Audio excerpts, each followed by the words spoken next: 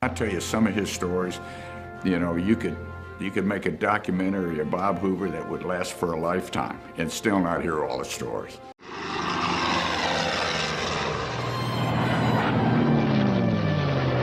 Well, there's a lot of swagger out among the fighter pilot community, and a lot of people claim to be the world's greatest fighter pilot. They have on their name tag, Joe Blow, WGFP. Well, Bob Hoover was the world's greatest fighter pilot. I heard Bob Hoover's story of escaping from prison camp and stealing Focke-Wulf 190 under the nose of the Germans. He was a god to a lot of us younger fighter pilots. First saw Bob Hoover fly at Clovis Air Force Base in New Mexico in 1955. He's never been out of my awareness since I saw him the first time. He did performances with the F-100A model in 1957. I'll never forget, he said, "Now it's time." He said, "Am I clear for roll on takeoff?" And I said, "You're clear to roll." He said, "No, am I cleared to roll on takeoff?" He said, "You're clear to roll." He lit the afterburner, leaped off and did a roll, and the guy in the tower said, "Like I said, you're clear to roll." And he just kept on going. Rolling the airplane down the runway on one wheel, and then he'd flip it over on the other wheel, and then he'd zoom up and he'd roll. And we were all young lieutenants at the time, and just absolutely, you know. He just became, you know, he was our hero. He is the master of flying the feathered edge of the flight envelope. He provided pilots with some confidence that they were smart enough maybe not to try what he did with it, but they knew that if they had to, they could probably live through it.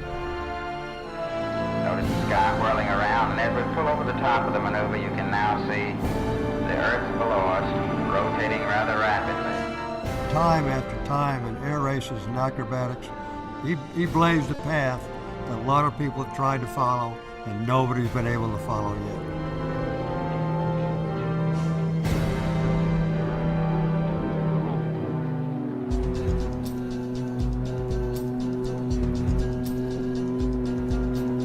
I had decided by the time I was 12 or 13 years of age that I really wanted to someday be a pilot. And I never lost sight of that objective.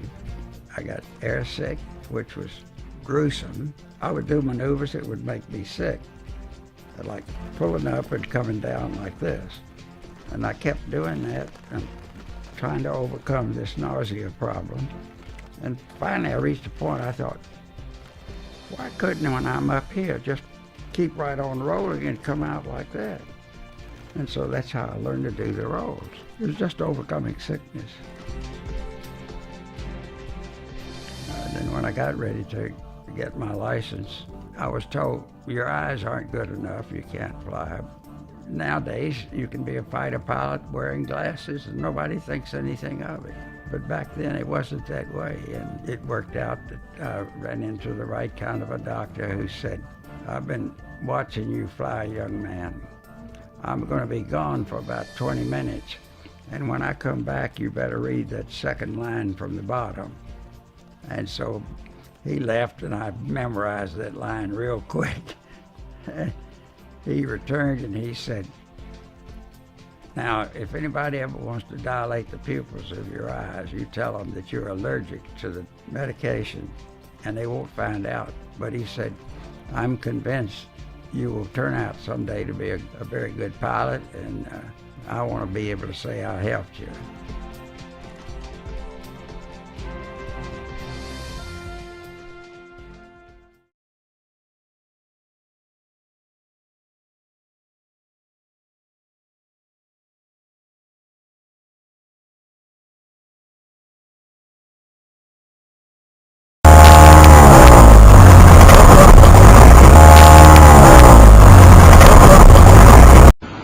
I had Secretary of the Air Force, Gene Sukert, in the co-pilot seat, and he had the aft part of the airplane filled with generals, and he said, "Bob, can the airplane be rolled?" And I said, "Yes, sir."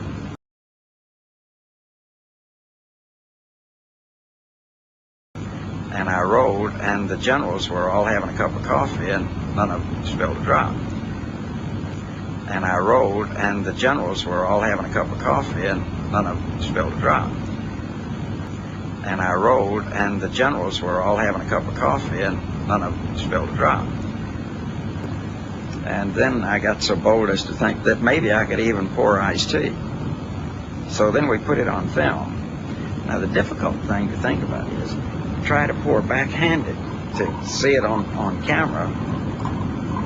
Believe it or not, you can see the horizon going around as the tea is poured into the glass.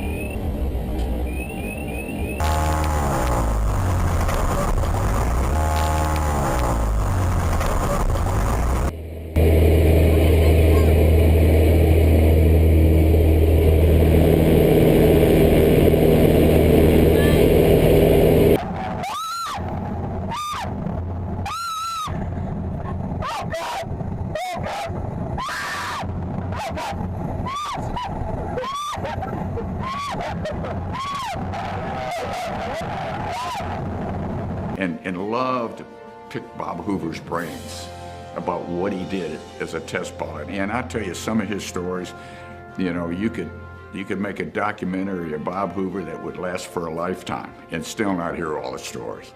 He just kept on going. Surround myself with the right people, and all of my dreams came true. I learned an immense amount of things that I had not known before. I sat in all of the top meetings having to do with confidential designs. It was an opportunity to really learn a lot more than I'd ever learned before. Our company designed the rocket motors that powered us to space, to the moon. The space division had the opportunity of building the Apollo 13, all of the Apollos that went to the moon. So we had the power plants and we had the vehicle that went to the moon.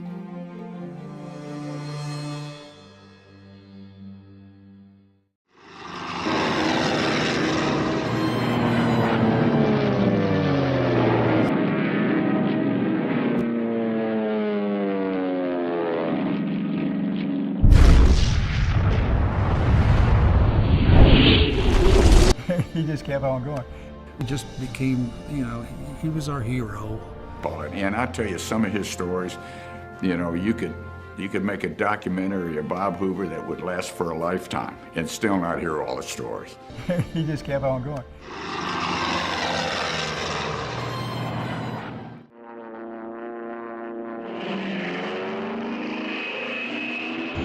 And he had the aft part of the airplane filled with generals. And he said, Bob, can the airplane be rolled? And I said, yes, sir.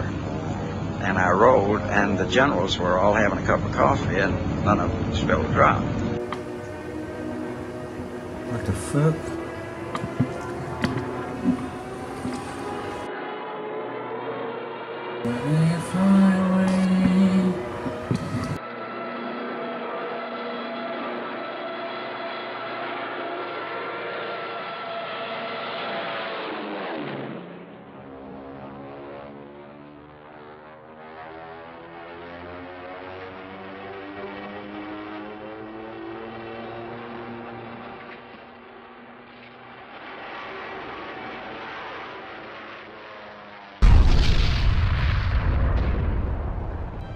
I heard Bob Hoover's story of escaping from prison camp and stealing Focke-Wulf 190 under the nose of the Germans, he was a god to a lot of us younger fighter pilots.